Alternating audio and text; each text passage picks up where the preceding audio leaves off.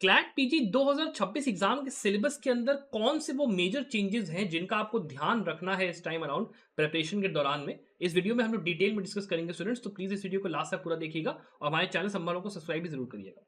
अब देखिए, अगर ऐसे हम लोग बात करते हैं तो जो क्लैट पीजी ने सिलेबस हमें प्रोवाइड करा है उसके अंदर वो ये मेंशन करते हैं कि हमारे लिए सारे वो सब्जेक्ट्स इंपॉर्टेंट हैं जो कि आपके मैंडेटरी होते हैं अंडर ग्रेजुएट प्रोग्राम के अंदर, विच मीन्स आपने अगर 3 साल या 5 साल का एलएलबी करा है, जितने सब्जेक्ट्स आपने पढ़े एवरी सब्जेक्ट इज मैंडेटरी। जिसमें कि वो लोग मेंशन करते हैं कुछ सब्जेक्ट जैसे constitutional law, jurisprudence, admin law, law of contracts, thoughts, family law.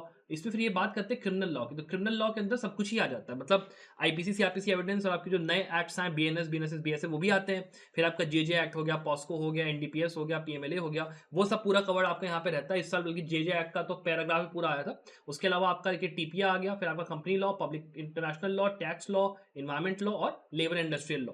अब ये तो वो सब्जेक्ट्स है जो कि इन्होंने मेंशन करे, लेकिन इसके अलावा भी जैसे आप आर्बिट्रेशन की बात करते हो, जैसे आप इंश्योरेंस लॉ की बात करते हो, बैंकिंग लॉ की बात करते हो, वो सब भी सिलेबस के अंदर इंक्लूडेड रहता है। तो इसीलिए मैं आपको हमेशा सजेस्ट ये करता हूं कि आप अपने पढ़ाई को स्टूडेंट्स 4 पार्ट में डिवाइड कर लीजिए और उसके हिसाब से अपने जो चार्ट होता है ना तैयारी का, उसको बनाइए कि आपने मंथ ऑन मंथ सोच लिया कि 7-8 महीने बचे हैं, उसके हिसाब से मैं अपने इस मंथ में ये तैयार करूंगा पोर्शन, फिर ये तैयार करूंगा, फिर ये तैयार करूंगा। और एक लिस्ट भी बना लीजिए कि मेरे को ये सब्जेक्ट अच्छे से ज्यादा आता है, ये सब्जेक्ट में मैं थोड़ा कम अच्छा हूं, तो उसके हिसाब से अपनी तैयारी करते हो।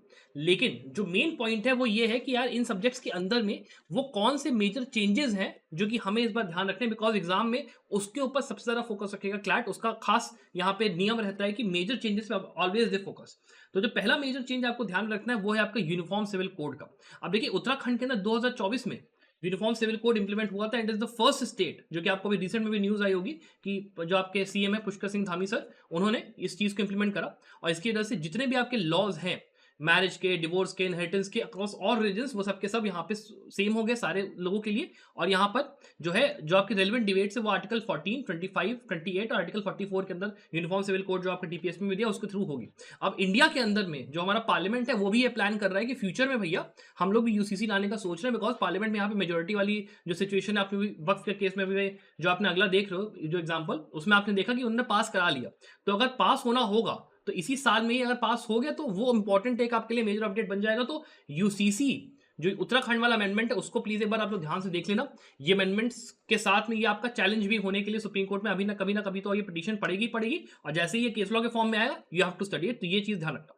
दूसरा आपका जो वक्फ अमेंडमेंट एक्ट आया है 2025 वाला, along with the repeal of मुसलमान वक्फ एक्ट 1923, ये आपको पूरा देख के चलना है। बिकॉज मुस्लिम लॉ के अंदर जब आप वक्फ एक्ट पढ़ते हो, ठीक है, कि वक्फ कैसे काम करता है, उसका जो वक्त का फॉर्मेशन होता है वो कैसे होता है, कौन कौन से मेंबर्स होते हैं, बॉडीज कैसे काम करती है, वो पूरा पोर्शन का पैराग्राफ एक आने का पक्का पक्का चांस है इस बार, बिकॉज इसमें नए नए मैकेनिज्म इंट्रोड्यूस हुए हैं। फिर ये भी किया गया है कि इसके अंदर रिप्रेजेंटेशन जो होता है मुस्लिम वुमेन का वो डाला गया। फिर यहाँ पे इन्वॉल्वमेंट करा गया है नॉन मुस्लिम लोगों का जो वक्फ होता है उसके अंदर में। फिर उसके अंदर आपका नया एक वो भी बैठाया गया है कि गवर्नमेंट का एक कोई पर्टिकुलर अपॉइंटेड बंदा वक्फ के सारी चीजों को डील करेगा। फिर उसमें हाईकोर्ट की अपील की पावर्स दी गई है। बहुत से ऐसे चेंजेस हैं जो कि यहाँ पे करे गए हैं। तो it is very very important कि आप ये जो हिंदू लॉ का पार्ट, फैमिली लॉ के अंदर में ये जो पार्ट है ना, इसको करके जाओ, जिससे कि आपका ये चीज सेट रहे। ये चीज एक मेजर चेंज आप कह सकते हो सिलेबस के अंदर आपको देखने मिलेगा। इसके अलावा मैं एक चीज आपसे ये भी कहूंगा कि इस बार अगर आप तो तैयारी कर रहे हो क्लैट पीजी की और आपको ये चीज पता है कि यहाँ पे मेजर चेंजेस आने वाले हैं, अब ये पॉसिबल नहीं होता हर किसी के लिए कि आप हर मेजर चेंज को ट्रैक कर पाओ। हो सकता है कुछ आपसे मिस हो जाए, कुछ वो हो जाए। और आपको वैसे भी अगर एक जगह चाहिए जहां पे आपको सारा का सारा कंटेंट एक ही जगह मिल जाए, आपका मॉक पेपर भी मिल जाए, आपको डिटेल लेक्चर्स भी मिल जाए, साथ में मेंटरशिप के लिए मैं खुद वहां पे रहूंगा आपके साथ। जब भी आपको कोई प्रॉब्लम हो आप मुझसे पूछ सको कि सर कैसे तैयारी करनी है, क्या करनी है। ऑल्दो डाउट सॉल्विंग नहीं होगी, लेकिन बाकी सब कुछ मैं आपको सपोर्ट करने के लिए यहाँ पे रहूंगा और सारे अपडेट सब कुछ रहेगा। तो वो आपका कोर्स यहाँ पे स्टूडेंट्स 5499 में अवेलेबल रहेगा। अगर आपको एनरोल करने का मन है तो आप कर सकते हो, उसमें कोई। अगर इसके बाद हम लोग बात करते हैं आगे जो हमारे मेजर चेंजेस आने का चांस है, उसमें पहला आपको जो चेंज आता है वो है आपके लेबर कोड्स के अंदर। ये जो चेंज है ना, one of the most important changes है। बिकॉज देखिए क्या हुआ था, हमारा करीब 2019-20 के आसपास में हमारे सेंट्रल गवर्नमेंट ने, पार्लियामेंट ने पास कर दिए थे यहाँ पे बेसिकली 4 कोड्स आपके थे, जो कि आपके मिनिमम वेजेस एक्ट और आपका जो इंडस्ट्रियल मतलब बाकी जितने आपके लेबर कोड्स हैं उन सबको कंसोलिडेट करते हुए 4 इन्होंने निकाल दिए थे। अब यहाँ पे हुआ क्या था कि मेन पर्पस इनका था कि हमको यहाँ पे सिंप्लीफाई और डिजिटाइज करना है कंप्लायंस को, और जो इंडस्ट्रीज हैं उनको हमको थोड़ा सा लेबर यूनियंस को पावर थोड़ी सी देनी है, थोड़ा सा हमको, और जो गिग वर्कर्स होते हैं उनके ऊपर हमको हेल्प करना, बाकी चीजें होनी थी। दिक्कत क्या आई, उन्होंने अभी तक इसको इंप्लीमेंट नहीं करा, बिकॉज यहाँ पे लेबर यूनियंस की तरफ से काफी ज्यादा यहाँ पे पुश बैक है कि आप इसको वो मत करो। फिर जो इंडस्ट्रीज हैं, जो आपकी बिजनेस ओनर्स हैं, उनको भी ये है कि भाई कैसे होगा। फिर यहाँ पे जो स्टेट्स हैं, सबसे ज्यादा दिक्कत वहां से आ रही है कि जो यहाँ पे ऐसे स्टेट्स है जो कि बीजेपी मतलब जहां पे बीजेपी की रूलिंग वो है, वो लोगों ने तो पास कर दिया, बिकॉज यहाँ पे इंप्लीमेंटेशन के लिए, बिकॉज ये कंकरेंट लिस्ट में आपका आता है, तो इसकी इंप्लीमेंटेशन के लिए आपको स्टेट और सेंट्रल दोनों की तरफ से जब तक रूल्स फॉर्म नहीं होंगे तब तक वो इंप्लीमेंट नहीं होगा। लेकिन अभी हाई लेवल कमेटी बैठी है मार्च में, और उनका मन ये था कि साल के एंड तक वो लोग इन चारों लेबर कोड्स को इंप्लीमेंटेशन में डाल देंगे, जिससे कि आपका लेबर लॉ का जो सिलेबस है वो पूरा का पूरा चेंज हो जाएगा। जैसे आपका बीएनएस, बीएनएसएस, बीएसए पूरा नया आया था, वैसे ये चीज भी पूरी नई आ जाएगी। तो आपको याद रखना है कि ये जो 4 कोड है इनको आप पढ़ाई कर लो, एटलीस्ट देख लो कि इनके अंदर क्या ऐसा है, और अगर मान लो क्लैट पीजी में एक आध पैराग्राफ इसका आ गया तो आप उसके हिसाब से अपना आंसर करने के लिए तैयार रहोगे। इस चीज के लिए भी अगर आप हमारे कोर्स में एनरोल हो तो हम लोग ये सब चीजों के लिए भी आपको प्रिपरेशन करवाते रहते हैं कि क्या क्या ऐसे चेंजेस आने का चांस है उसके हिसाब से, तो आप देख सकते हो अपने हिसाब से। उसके बाद अगला जो आपका यहाँ पे देखने वाला चीज है वो ये है कि आपका ये इमिग्रेशन एंड फॉरेन बिल 2025, ये आपकी जो इमिग्रेशन लॉज होता है कहीं ना कहीं उसको थोड़ा सा वो करता है, चेंज वगैरह करता है, और मतलब स्क्रीनिंग वगैरह होती है, मतलब बहुत की और मेजर चेंज नहीं है ये आप कह सकते हो, बट थोड़ा बहुत देखने वाला है कि अगर मान लो क्या पैराग्राफ आना हुआ तो आ सकता है। उसके अलावा जो सबसे बड़ा मेजर चेंज मैं कहूंगा वो है आपका इनकम टैक्स एक्ट के अंदर में ये जो चेंजेस आने वाले, बिकॉज यहाँ पे पूरा पूरा एक्ट ये लोग जो है सिंप्लीफाई करके नया एक्ट पूरा रिपील करके लाने वाले हैं, और उसका जो इम्प्लीमेंटेशन है वो अभी जो आने वाले आपके 1-2 महीने 3 महीने में आपको दिखाई पड़ जाएगा, बिकॉज निर्मला सीतारमन मैम ने भी उसको इंप्लीमेंट करने के लिए प्रोसेस पूरा शुरू कर दिया था। या भी मेरे ख्याल से जेपीसी के पास भी शायद गया हुआ है, या फिर इसका बिल्कुल स्टार्टिंग फेज में है, लेकिन ये आपका कंसेप्ट फेज में है कि ये इंप्लीमेंट होकर रहेगा। इसके लिए आपको न्यूज सुनाई भी दी होगी कि इंप्लीमेंट ये होने वाला है, तो उसके लिए भी you need to make sure कि आप इनकम टैक्स एक्ट में जो जो चेंजेस आने वाले उनको कार्य से देख के जाओ, बिकॉज मेजर चेंज होगा सिलेबस के अंदर, आप इसको छोड़ नहीं सकते किसी भी हालत। इसके अलावा there are certain case law जो कि काफी इंपॉर्टेंट है, जिन्होंने काफी एक चेंज यहाँ पे सिलेबस के अंदर करा है। एक तो आपका केस वही वाला हो गया जहां पे स्टेट ऑफ तमिलनाडु से गवर्नर ऑफ तमिलनाडु वाला केस था, जिसमें कि जो गवर्नर की एसेंट होती है ना किसी लेजिस्लेशन के ऊपर, कि स्टेट लेजिस्लेशन ने पास करा, गवर्नर ने उठा के उस लेजिस्लेशन को रोक दिया, कई दिनों तक उसको पास ही नहीं करा, महीनों हो गए, तो भाई वो चीज के ऊपर सुप्रीम कोर्ट ने कहा कि नहीं भाई, आपको उसको एक रीजनेबल टाइम फ्रेम के अंदर पास करना ही होगा। आप कोई वो नहीं हो कि आप रोक दोगे उस पर्टिकुलर बिल के इंप्लीमेंटेशन को, ये चीज हम अलाउ नहीं करेंगे। एक तो ये बहुत इंपॉर्टेंट है, इसमें प्रेसिडेंट के ऊपर भी इन्होंने कुछ लिमिटेशंस लगाए, वो भी आपको देखना पड़ेगा।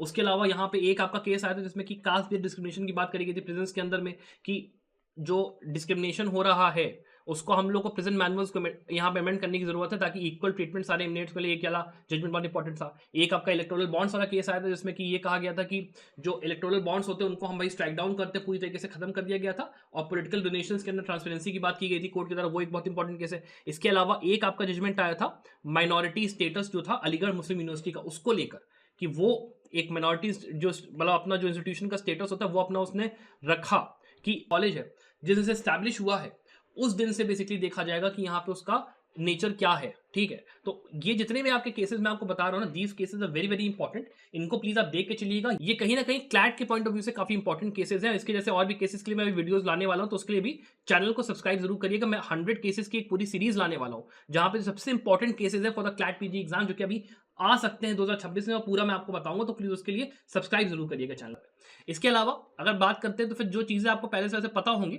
उसकी हम लोग बात करें तो बीएनएस, बीएनएसएस और बीएसए, ये 3 ऐसे हैं आपके एक्ट्स जो कि अभी पिछले साल जब क्लैट का एग्जाम अभी हुआ है 2026 वाला 25 वाला सॉरी, उसके अंदर भी पूछे गए थे। ठीक है, पूछे गए थे, थोड़ा थोड़ा एक आध क्वेश्चन इसमें आ गया था। लेकिन अभी दिक्कत क्या होती है कि सुप्रीम कोर्ट के अंदर में जो आपके केसेस चल रहे हैं ना, वो केसेस अभी भी आईपीसी सीआरपीसी और एविडेंस के ही उसको यूज कर रहे हैं, लिंगो मतलब लो सेक्शंस होते हैं, और वहां पे क्या किया जाता है कि केस के अंदर में आईपीसी के सेक्शन भी मेंशन होते हैं और बीएनएस के सेक्शन भी मेंशन होंगे, या सीआरपीसी का सेक्शन मेंशन होगा तो आपका बीएनएसएस का सेक्शन भी मेंशन यहाँ पे रहता है। तो आपको दोनों को ही मिलाकर पढ़ाई करनी, ये बात का ध्यान रखिएगा।